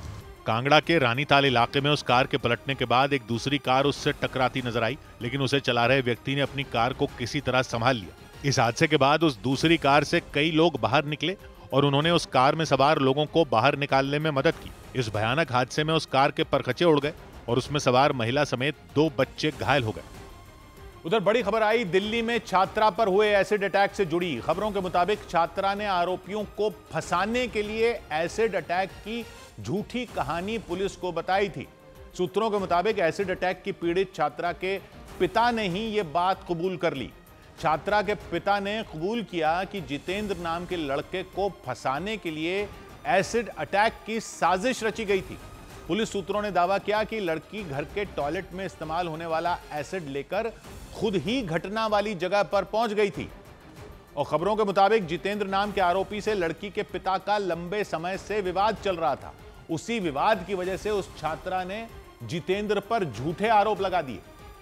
हालांकि जितेंद्र नाम के जिस युवक पर एसिड अटैक का आरोप लगाया गया, उसके फोन की लोकेशन घटनास्थल से काफी दूर मिली। बाद में करोल बाग का एक सीसीटीवी वीडियो भी सामने आया जिसमें जितेंद्र नाम का आरोपी साफ दिखाई दिया। यह वीडियो उसी वक्त का बताया गया जिस वक्त छात्रा पर एसिड अटैक की घटना हुई थी। एसिड हमले की घटना लक्ष्मीबाई कॉलेज के पास हुई थी, जो कि करोल बाग इलाके से काफी दूर है। लेकिन एसिड अटैक की इस घटना की खबर से हड़कंप मच गया। दिल्ली में छात्राओं की सुरक्षा पर सवाल उठने लगे। सूत्रों का दावा है इसीलिए दिल्ली पुलिस एसिड अटैक की शिकायत करने वाली छात्रा और उसके पिता पर कानूनी कार्रवाई करेगी। सूत्रों के मुताबिक दोनों पर पुलिस को गुमराह करने का और झूठा केस बनाने की धाराओं में केस दर्ज किया जाएगा। छात्रा ने दावा किया था जितेंद्र नाम का आरोपी 1.5 साल से उसका पीछा कर रहा था, उसके साथ छेड़खानी कर चुका था और छात्रा के मुताबिक उसी का विरोध करने की वजह से उस पर एसिड अटैक किया गया था। इधर दिल्ली में यमुना नदी के किनारे वीडियो बनाते वक्त बीजेपी नेता रविंद्र नेगी का पैर फिसल गया और वो नदी में गिर गए। इस घटना के बाद वो विपक्ष के निशाने पर आ गए। छठ पूजा के दौरान यमुना की सफाई को लेकर बीजेपी और आम आदमी पार्टी के बीच बहस जारी रही। और इसी बीच बीजेपी विधायक रविंद्र नेगी यमुना नदी में की गई सफाई का वीडियो बनाने पहुंचे, लेकिन वहां उनका पैर फिसल गया। बेवकूफ बनाते हैं लोगों को। उन्होंने किसी तरह खुद को संभाला और एक बार फिर ये दावा करते नजर आए कि उनकी सरकार ने यमुना की सफाई का काम किया। बेवकूफ बनाते हैं लोगों को। ये देख सकते हैं, बहुत सुंदर डुबकी है। हालांकि रविंद्र नेगी के फिसलते ही उनके समर्थकों ने उन्हें सहारा दिया और फिर वो किनारे लगे डंडे को पकड़कर वहां खड़े हो गए। लेकिन यमुना में फिसलकर गिरने के बाद विपक्ष ने उन्हें घेर लिया। इस मुद्दे पर पहले से ही हमलावर आम आदमी पार्टी ने हमला बोल दिया और आम आदमी पार्टी की सरकार में मंत्री रहे सौरभ भारद्वाज ने रविंद्र नेगी पर तंज कस दिया। आप यमुना के साथ छल करते हैं तो यमुना नाराज होगी। आम आदमी पार्टी अकेली ऐसी पार्टी नहीं रही जिसने रविंद्र नेगी पर निशाना साधा। अखिलेश यादव ने भी सोशल मीडिया पर एक पोस्ट कर उन पर हमला बोला। उधर देश के अलग अलग इलाकों में आवारा कुत्तों के हमलों के मामलों के बीच तेलंगाना में भी आवारा कुत्तों के एक झुंड ने 7 साल की एक बच्ची पर हमला कर दिया। आवारा कुत्तों ने बच्ची को बुरी तरह नोचना शुरू कर दिया। गनीमत ये रही कि आसपास के कुछ लोग अचानक बच्ची की मदद के लिए वहां पहुंच गए, जिससे बच्ची की जान बच पाई। ये घटना तेलंगाना के हनुमान कोंडा जिले में हुई। 7 साल की बच्ची श्रीजा सड़क से अकेली गुजर रही थी। उसी वक्त कुछ कुत्ते सड़क पर पहले से बैठे हुए थे। कुत्तों के भौंकने से घबराई बच्ची का पांव फिसल गया और वो वहीं गिर गई। फिर तो एक साथ करीब 10 कुत्तों ने बच्ची को घेर लिया और उसे नोचना शुरू कर दिया। कुत्ते बच्ची पर लगातार हमले करते रहे। तभी एक आदमी बच्ची की मदद के लिए वहां दौड़ता हुआ पहुंचा। तब कहीं जाकर कुत्ते बच्ची को छोड़कर भाग खड़े हुए और बच्ची की जान बच पाई। इधर आवारा कुत्तों के मसले पर सुप्रीम कोर्ट ने राज्य सरकारों को फटकार लगाई। आवारा कुत्तों से जुड़े मामलों को लेकर सुप्रीम कोर्ट ने सभी राज्यों के मुख्य सचिवों को 3 नवंबर को कोर्ट में मौजूद रहने का आदेश दिया।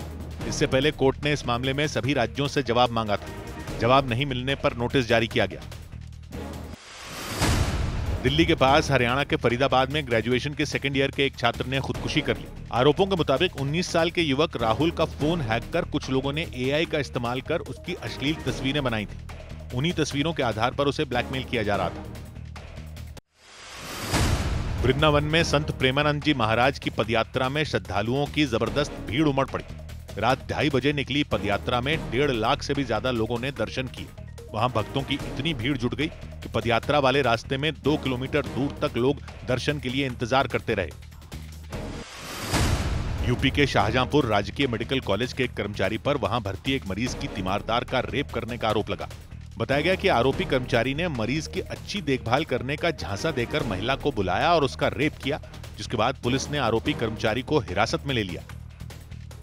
उधर उत्तर प्रदेश के आगरा में मामूली कहासुनी के बाद एक होटल में कुछ लोगों ने 2 लड़कों को बुरी तरह पीट दिया। पुलिस के मुताबिक दोनों लड़के होटल में खाना खाने पहुंचे थे। इसी दौरान उस होटल में मौजूद लड़कों के दूसरे ग्रुप से किसी बात को लेकर उनकी कहासुनी हो गई और मामला मारपीट तक पहुंच गया। पीड़ित लड़कों ने पुलिस को बताया कि उन पर हमला करने वाले लड़कों ने गाली गलौज की थी। इसके बाद जब उन्होंने उन लोगों से ऐसा नहीं करने को कहा तो उन्होंने हाथ उठा दिया, घूंसों और थप्पड़ों से हमला किया। मारपीट के दौरान कुछ हमलावर एक लड़के को तो जमीन पर गिराकर लातों से हमला करते दिखे। उस लड़के ने होटल के अंदर भागकर जान बचाने की कोशिश की तो हमलावर उसके पीछे दौड़ पड़े। मामले की शिकायत मिलने के बाद पुलिस हमलावरों की तलाश में जुट गई। इधर उत्तर प्रदेश के अलीगढ़ में रोडवेज बसों के कुछ कर्मचारियों ने एक प्राइवेट बस के ड्राइवर को बेल्ट से पीट दिया। कर्मचारियों ने आरोप लगाया कि बस स्टैंड के बाहर वो ड्राइवर यात्रियों को गुमराह कर अपनी बस में बैठा रहा था। दावा किया गया कि इस तरह यात्रियों को गुमराह करने वाले बस ड्राइवरों की शिकायत कई बार विभाग के अधिकारियों से की गई थी, लेकिन कोई कार्रवाई नहीं हुई। और इस बीच रोडवेज बसों के कुछ कर्मचारियों ने एक प्राइवेट बस के ड्राइवर को बस स्टैंड में पकड़ लिया। उन्होंने उसे घेर कर बेल्ट से उसकी पिटाई कर दी।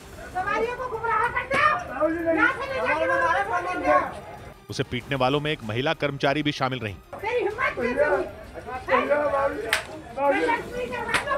रोडवेज बसों के कर्मचारियों ने आरोप लगाया कि वो ड्राइवर बस स्टैंड में यात्रियों को गुमराह कर अपनी बस में ले जा रहा था। इसी बात पर कर्मचारियों का गुस्सा फूट पड़ा और उन्होंने आरोपी बस ड्राइवर को बंधक बनाकर उसकी पिटाई कर दी। लेकिन इस मारपीट से बस स्टैंड पर यात्रियों के बीच दहशत मच गई। बताया गया कि मारपीट से पहले आरोपी बस ड्राइवर और रोडवेज कर्मचारियों के बीच काफी देर तक बहस भी हुई थी और देखते ही देखते मामला बिगड़ गया। यात्रियों को झूठ बोलकर अपनी बसों में बैठाने का आरोप लगाते हुए रोडवेज कर्मचारियों ने काफी देर तक मारपीट की। हालांकि इस दौरान आरोपी बस ड्राइवर ने कई बार उनसे माफी भी मांगी।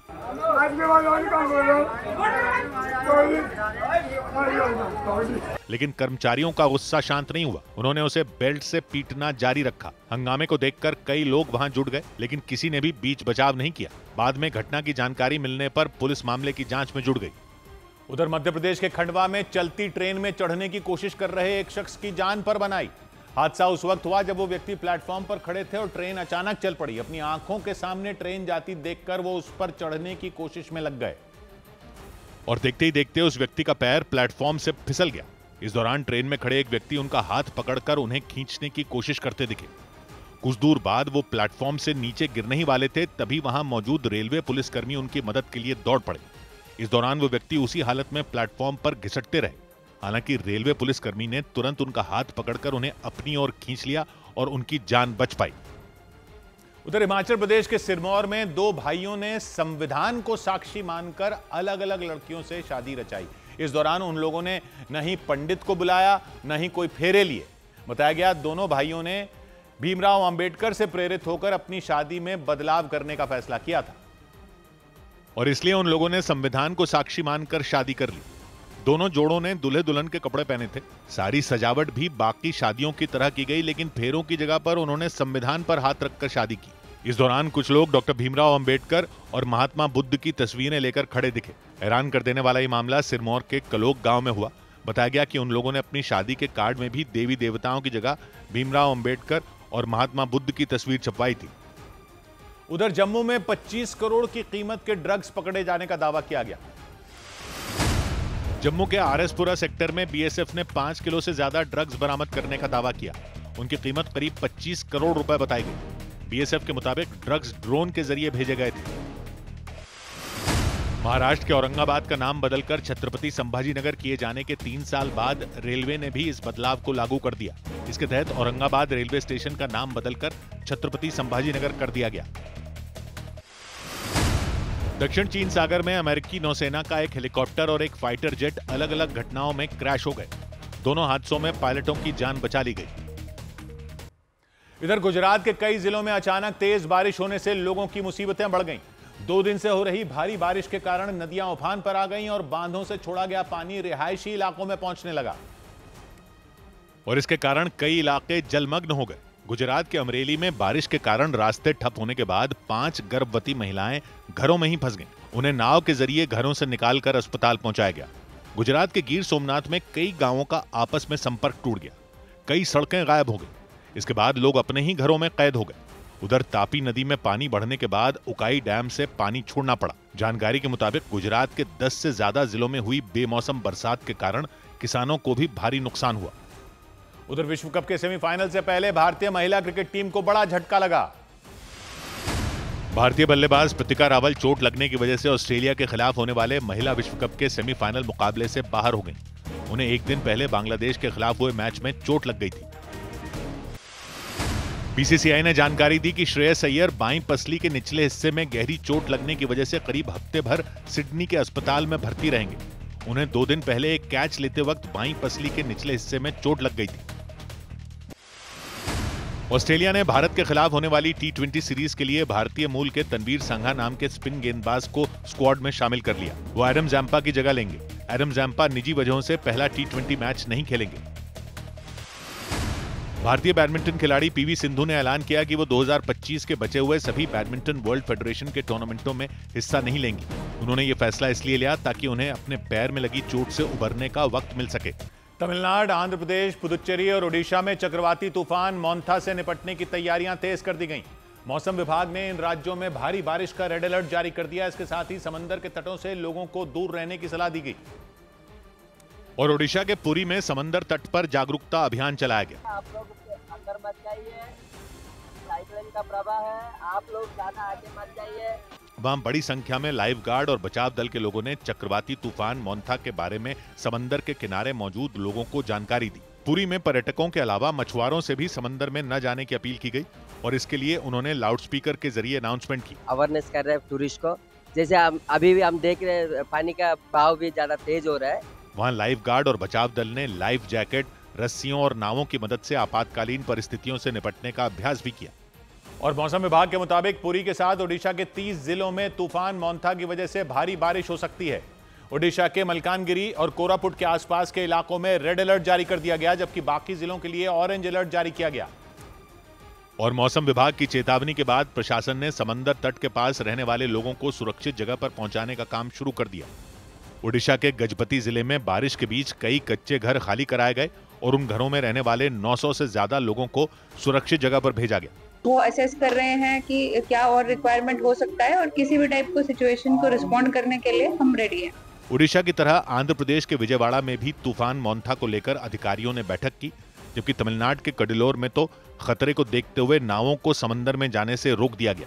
वहां बड़ी संख्या में नावें समंदर तट पर मौजूद नजर आईं।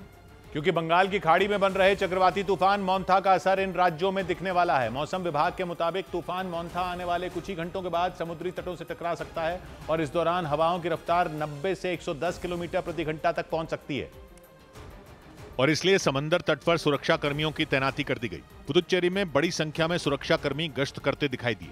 वहां समंदर से ऊंची ऊंची लहरें उठती नजर आईं और इसी बीच बचाव दल के लोगों ने समंदर तट को खाली कराने का काम किया। वहां उन्होंने पर्यटकों के साथ साथ मछुआरों को समंदर तट से दूर रहने की हिदायत दी। मौसम विभाग के मुताबिक मंगलवार शाम तक तूफान मोंथा खतरनाक चक्रवाती तूफान में बदल सकता है। इससे उठती समंदर की ऊंची लहरें और भारी बारिश तबाही मचा सकती है।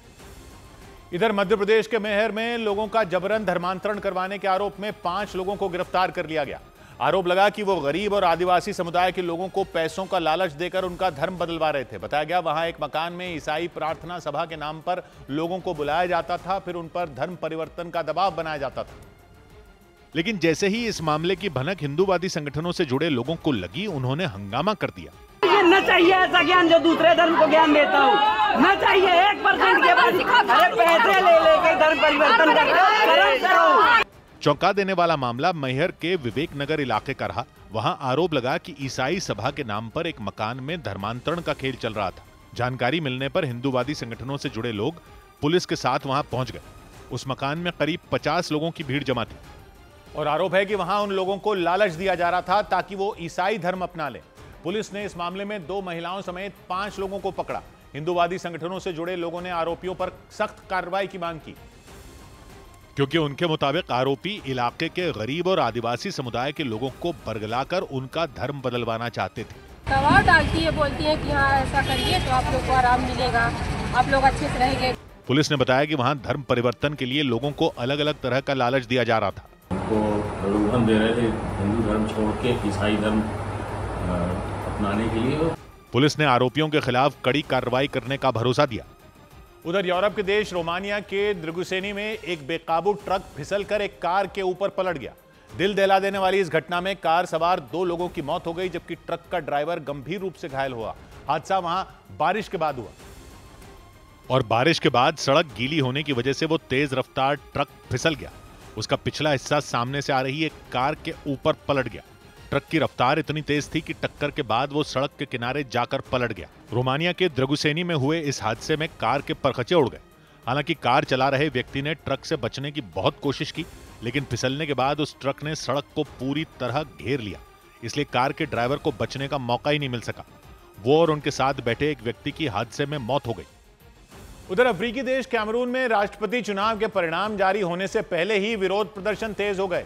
वहां विपक्षी पार्टी की ओर से राष्ट्रपति पद के उम्मीदवार ईसा शिहोमा की पार्टी के करीब 30 नेताओं को हिरासत में ले लिया गया, जिसके बाद उनके समर्थकों ने विरोध जताया और हजारों की संख्या में लोगों ने कैमरून के डुआला शहर में प्रदर्शन शुरू कर दिया। इस दौरान प्रदर्शनकारियों ने सड़कों पर अलग अलग जगह लकड़ी से बैरिकेडिंग करके टायर जलाए। इसके बाद पुलिस की तरफ से जवाबी कार्रवाई में आंसू गैस के गोले दागे गए। कैमरून में राष्ट्रपति चुनाव के परिणाम जारी होने से पहले ही लोगों ने विरोध जताना शुरू कर दिया। उन्होंने काफी देर तक सड़कों पर आगजनी की। इससे आम लोगों की परेशानी बढ़ गई। इधर असम के गुवाहाटी में गायक जुबीन गर्ग को इंसाफ दिलाने के लिए बीजेपी ने मार्च निकाला। इस दौरान बीजेपी के कई मंत्री और सांसद न्याय यात्रा के नाम से निकाले गए मार्च में शामिल हुए। उन लोगों ने असमिया गायक की रहस्यमयी तरीके से हुई मौत की जल्द से जल्द जांच कराने की अपील की और उन लोगों ने हाथों में बैनर और पोस्टर लेकर सड़क पर मार्च निकाला। असम के गुवाहाटी में रैली के दौरान असम के शिक्षा मंत्री रोनोज पेगू भी शामिल हुए। उन्होंने विपक्ष पर असमिया गायक जुबीन गर्ग की मौत को लेकर राजनीतिकरण करने का आरोप लगाया। तो हम लोग भी तो जुबीन का अनुरागी है, जुबीन हम लोग का भी प्यार दिल के टुकड़ा है। वहां सैकड़ों की संख्या में बीजेपी कार्यकर्ता न्याय की गुहार लगाने पहुंचे। इस दौरान बीजेपी नेताओं ने निष्पक्ष जांच की मांग की। अभी न्याय हम मांगते हैं कि उनका जो मिस्ट्री एक डेथ हुआ है उसका इन्वेस्टिगेशन जल्दी से जल्दी हो। और इस बीच कुछ लोग एक गाड़ी पर जुबीन गर्ग की तस्वीर के साथ #जस्टिस फॉर जुबीन गर्ग लिखकर न्याय की मांग करते दिखे। उधर यूपी के वृंदावन में बांके बिहारी मंदिर में दर्शन के लिए बेहिसाब लोग पहुंच गए। उत्तर प्रदेश के वृंदावन के बांके बिहारी मंदिर में फिर श्रद्धालुओं की खचाखच भीड़ नजर आई। वहां इतनी बड़ी संख्या में लोग पहुंचे कि पैर रखने की जगह न मिले, जबकि सुप्रीम कोर्ट ने निर्देश दिए थे कि मंदिर में आने जाने के बेहतर इंतजाम किए जाएं। उत्तर प्रदेश के बरेली में बाईपास रोड पर मौजूद महानगर टाउनशिप में महाराणा प्रताप की भव्य प्रतिमा लगाई गई। बताया गया कि 12 फीट ऊंची महाराणा प्रताप की इस प्रतिमा को 31 क्विंटल धातु से बनवाया गया। उत्तराखंड के रामनगर में रिहायशी इलाके के नजदीक एक विशालकाय अजगर पकड़ा गया। वन विभाग के अधिकारियों के मुताबिक करीब 18 फीट लंबे उस अजगर का वजन 175 किलो से भी ज्यादा है। उसे जंगल वाले इलाके में छोड़ दिया गया। बड़ी खबर आई यूरोप के देश अल्बेनिया से। वहां के प्रधानमंत्री ने दावा किया कि अल्बेनिया की मंत्री डिएला 83 बच्चों से गर्भवती हैं। उनके इस दावे से दुनिया के कई देशों के लोग हैरान रह गए। डिएला को इसी साल सितंबर महीने में अल्बेनिया में मंत्री बनाया गया था। सौभाग्य की एक बात यह कि अल्बेनिया की मंत्री गर्भवती हैं 83 बच्चों से। खुद वहां के प्रधानमंत्री ने यह बताया। तो जिन लोगों को उस मंत्री के बारे में नहीं पता वो तो भौचक्के रह गए, किसी को 83 बच्चे कैसे हो सकते हैं। तो खबर को समझने के लिए पीछे की पूरी कहानी समझना जरूरी है। यूरोप में ये एक छोटा सा देश है अल्बानिया। इस देश में इसी साल सितंबर 2025 में एक नई मंत्री बनाई गई थी, डिएला, और ठीक 1 महीने बाद वहां के प्रधानमंत्री ने बताया कि डिएला गर्भवती हैं और वो अगले साल तक 83 बच्चों की मां बन जाएंगी। तो कहानी को समझने से पहले यह समझ लीजिए कि अल्बानिया घोर भ्रष्टाचार के लिए बदनाम देश रहा है। यूरोप में बाल्कन पहाड़ियों का इलाका है, जो है वहां के देश बाल्कन देश कहलाए जाते हैं। यहां पहले सोवियत संघ के जमाने में युगोस्लाविया हुआ करता था, फिर टूटकर कई देश बन गए, क्रोएशिया, बोस्निया हर्जेगोविना, सर्बिया वगैरह। लेकिन उनके अलग होने से पहले ये एक देश था उसी इलाके में, अल्बानिया। अल्बानिया भी वहां के बाकी देशों की तरह 1991 में कम्युनिस्ट शासन से आजाद हुआ, लेकिन उसके बाद भ्रष्टाचार की लहरों ने इसे घेर लिया। पूरा देश मनी लॉन्ड्रिंग का अड्डा बन गया। हर प्रोजेक्ट में काला धन चलने लगा। पूरी काली कमाई में जुड़ गई ड्रग्स की तस्करी, और वहां सरकारी ठेकों में तो यह हाल हो गया कि खुलेआम रिश्वतखोरी होने लग गई। सरकारी काम का मतलब ही यह हो गया कि कुछ ले देकर ही हो पाएगा। यह हाल हो गया कि जब अल्बानिया ने यूरोपियन यूनियन का सदस्य बनने के लिए अप्लाई किया तो बाकी सब यूरोप के देशों ने उसकी ईयू सदस्यता पर ही रोक लगा दी कि पहले अपना सिस्टम ठीक करो, तब सोचेंगे कि यूरोपीय संघ में शामिल हो सकते हो या नहीं हो सकते। हर छोटा बड़ा प्रोजेक्ट, चाहे सड़कें बनानी हो, अस्पताल बनाने हो, स्कूल बनाने हो, हर परियोजना में रिश्वत का खेल चल रहा था और हर मुद्दे पर राजनीति हो जाती। ये नेता उस पर इल्जाम लगा रहे थे, ये नेता उस पर इल्जाम लगा रहे हैं, वो नेता उस पर इल्जाम लगा रहा है, ऐसा होता रहा। मतलब लोग तंग आ गए, जनता चीखती चिल्लाती रही, लेकिन कहीं कोई सुनवाई नहीं होती थी। फिर 2013 में वहां के नए प्रधानमंत्री बने एडी रामा। एडी रामा एक कलाकार थे, विपक्ष तो उन्हें एडी ड्रामा कहता है। खैर, वो जो भी करते हैं नाटकीय अंदाज में करते हैं। आपको याद हो तो यूएई में एक बार वो इटली की प्रधानमंत्री जॉर्जिया मेलोनी को जन्मदिन की बधाई देने के लिए एक घुटने पर झुक गए थे। ये वही एडी रामा है। तो उन्होंने क्या किया, भ्रष्टाचार से लड़ने के लिए एक अनोखी नाटकीय तरकीब निकाली। उन्होंने कहा कि भ्रष्टाचार से लड़ने के लिए इंसानों पर भरोसा नहीं किया जा सकता, क्योंकि इंसान लालच में पड़ जाते हैं। तो उन्होंने एक हथियार चुना जो कभी रिश्वत नहीं लेगा, कभी थकेगा नहीं और हमेशा निष्पक्ष रहेगा, यानी एआई, मतलब आर्टिफिशियल इंटेलिजेंस। उन्होंने क्या किया एआई से, जनवरी 2025 में चुपचाप अल्बानिया की सरकारी वेबसाइट ई अल्बानिया पर एक वर्चुअल असिस्टेंट लॉन्च हुआ, मतलब एक कंप्यूटर प्रोग्राम। नाम था डिएला। अल्बानिया की भाषा में डिएला कहते हैं सूरज को। तो सॉफ्टवेयर कंपनी माइक्रोसॉफ्ट के सहयोग से बनी इस एआई असिस्टेंट का काम था पब्लिक को सरकारी दस्तावेज जुटाने में मदद करना। मतलब किसी को कोई सरकारी सर्टिफिकेट चाहिए तो विभाग में जाने पर अधिकारी रिश्वत मांगते थे। डिएला जो थी वो एआई से वो सर्टिफिकेट दे देती थी सब कुछ चेक करने के बाद, यानी सीधा विभाग का सारा डेटा चेक किया और दस्तावेज थमा दिया। बीच से अधिकारी का दखल ही खत्म हो गया। तो पब्लिक इस सिस्टम को पसंद करने लगी। बिजनेस में भी काफी मदद मिलने लगी, क्योंकि एक तो सरकारी दफ्तरों के चक्कर खत्म हो गए, दूसरा रिश्वत के जाल में फंसाने का लफड़ा भी नहीं रहा। लेकिन ये तो बस शुरुआत थी। सितंबर में एडी रामा ने संसद में एक नया धमाका कर दिया। उन्होंने डिएला को मंत्री बना दिया, एआई के प्रोग्राम को मंत्री बना दिया। अल्बानिया की पारंपरिक पोशाक पहनी महिला की शक्ल वाले एआई प्रोग्राम को मंत्री का दर्जा दे दिया। दुनिया की पहली ऐसी मंत्री जो इंसान ही नहीं है, सिर्फ एक एआई मॉडल है, सिर्फ स्क्रीन पर नजर आती है इंसान के शक्ल में, लेकिन असल में एक कंप्यूटर सॉफ्टवेयर है। इसलिए इसके लिए एडी रामा ने अल्बानिया के संविधान को ही दरकिनार करते हुए विशेष आदेश जारी करते हुए उसे मंत्री बना दिया, क्योंकि संविधान के मुताबिक तो मंत्री किसी इंसान को ही बनाया जा सकता था। और यह किया क्यों? ताकि सारी सरकारी खरीद फरोख्त 100% पारदर्शी हो जाए। मतलब हर टेंडर, हर कॉन्ट्रैक्ट डिएला के एल्गोरिदम से, उसके प्रोग्राम से गुजरेगा, यानी कोई मंत्रालय का अधिकारी उसमें दखल ही नहीं देगा। मतलब हर ठेका किसको देना है यह कोई अधिकारी नहीं कर सकता, कंप्यूटर का एआई प्रोग्राम तय करेगा। और कंप्यूटर को तो रिश्वत दे नहीं सकते, लेकिन फिर भी विभाग से तय होने के बाद फाइल तो मंत्री के पास जाती है, तभी तो आदेश जारी होता है। तो एडी रामा ने एआई को ही मंत्री का दर्जा दे दिया, यानी कोई इंसान मंत्री बनकर भी बीच में नहीं आ सकता, सब कुछ पूरा पारदर्शी।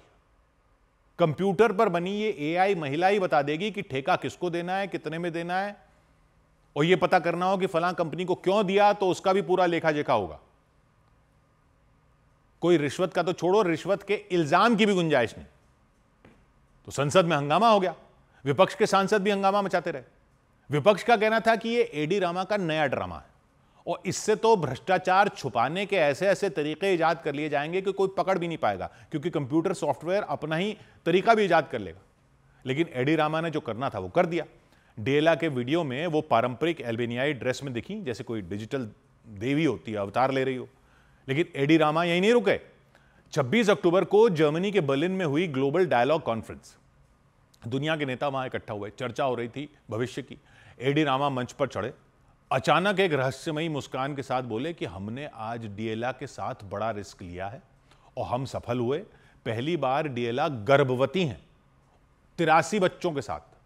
तो सन्नाटा छा गया। क्या मतलब, एक एआई मंत्री गर्भवती कैसे हो गई? लोगों ने सोचा मजाक है, लेकिन फिर एडी रामा ने राज खोला कि ये 83 बच्चे जो होंगे वो डीएलआ के डिजिटल सहायक होंगे, मतलब 83 और एआई मॉडल। और 83 क्यों? क्योंकि वहां जिस सोशलिस्ट पार्टी की सरकार है, जिसमें एडी रामा है, सोशलिस्ट पार्टी, उसके 83 सांसद हैं। तो हर सांसद को डीएलआ का एक बच्चा मिलेगा। ये डीएलआ की औलादें संसद की हर बैठक में शामिल होंगी, सब कुछ रिकॉर्ड करेंगी, जो भी चर्चा होगी उसके बारे में सांसदों को सलाह देंगी कि जवाब कैसे देना है। अगर कोई सांसद कॉफी पीने चला गया, कहीं चला गया, भूल गया लौटना, तो उसका बच्चा बताएगा कि जब वो नहीं थे तब ये बोला गया, अब आप इस पर काउंटर अटैक ऐसे कर सकते हो। और डीएलआ के जो बच्चे अपनी मां का भी सारा डेटा रखेंगे, मतलब ईयू का कानून क्या कहता है, अल्बानिया का कानून क्या कहता है, सब कुछ। यानी एक तरह से डीएलआ के क्लोन तैयार कर लिए जाएंगे। कहने को तो ये कहा जा रहा है कि ये सांसदों की मदद करेंगे, लेकिन एक तरह से ये सांसदों पर नकेल भी हो जाएगी। पहले डीएलआ को मंत्री बनाया तो मंत्रियों के पास जो ठेके पास करने की पावर थी वो कंप्यूटर को चली गई। अब डीएलआ के बच्चे बनकर जो आएंगे, सांसदों के असिस्टेंट, सहायक। लेकिन सांसद क्या कर रहे हैं, क्यों कर रहे हैं, वो सब भी तो रिकॉर्ड रहेगा। अगले साल तक ये 83 एआई असिस्टेंट तैयार हो जाएंगे। इसलिए कह रहे हैं कि अभी डीएलआ प्रेग्नेंट है, गर्भवती हैं, उनके 83 बच्चे होने वाले हैं। सब कुछ नाटकीय करते हैं वहां के प्रधानमंत्री एडी रामा, तभी तो विपक्ष ने एडी ड्रामा नाम दे रखा है। तो कई लोग तो इसको मास्टर स्ट्रोक बता रहे हैं कि नेता लोगों की पैसा खाने की गुंजाइश ही खत्म हो जाएगी, क्योंकि हर सरकारी फैसला या संसद का फैसला बिल्कुल सब चीजों को ध्यान में रखकर एक तरह से कंप्यूटर ही लेगा।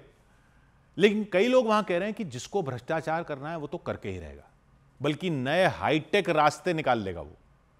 जैसे एक वहां के पत्रकार ने कहा कि अल्बानिया में तो डीएलआ भी भ्रष्ट हो जाएंगी।